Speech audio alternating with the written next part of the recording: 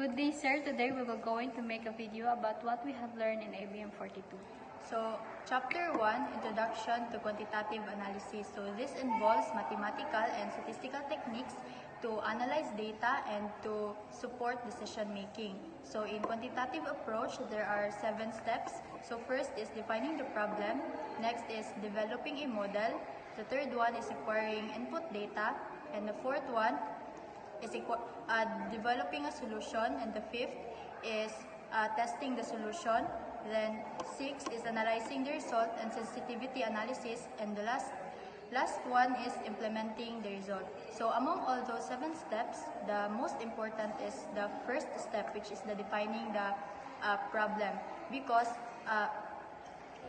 it is important for us to really define what is the main cause or the root cause of the problem for us to know how to solve it.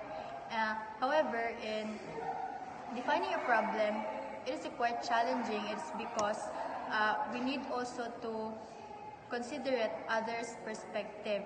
That is why in defining a problem, we need to know what is the main cause for us to know how to solve or to know what is the solution for this problem. The next is the chapter 2. Okay, the chapter 2, forecasting. So the forecasting is a process of predicting a future values that based on historical data. So the techniques such as time series analysis, regression model, and the causal modeling are explored to predict the future method like moving averages, exponential smoothing, and ARIMA.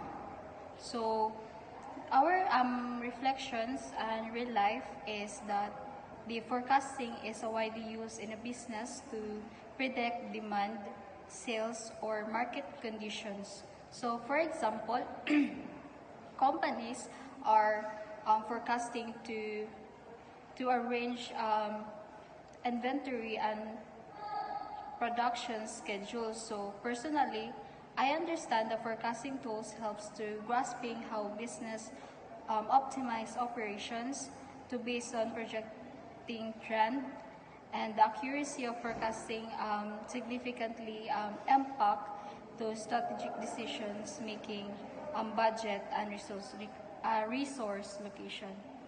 And the chapter 3. So for the chapter 3 is decision analysis and numerical descriptive measures.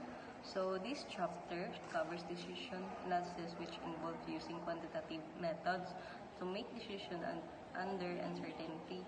So the key techniques include decision trees, the sensitivity analysis, and cost-benefit analysis. So numerical descriptive measures such as mean, median, and standard deviation and range are used to summarize and describe data sets.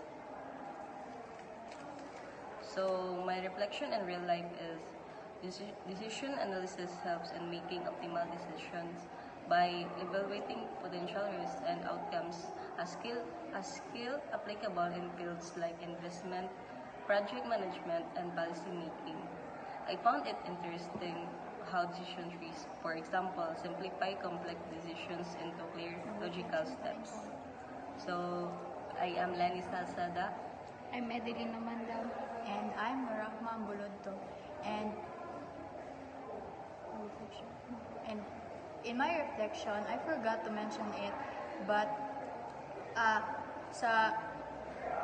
if I would give one example, why we need to identify the problem, it is because, let's say for example, katong example rasab nimo sir nga nung permi mamalate, then ang first problem is the rela. However, the rela is not the problem kay tungod, even though kanang daghan kayog rela na mag-agi, if langayan ko permi jud gihapon ko malate. So that is why nga kinahanglan nga bal-on jud unsa jud ang main cause sa problem. Thank you.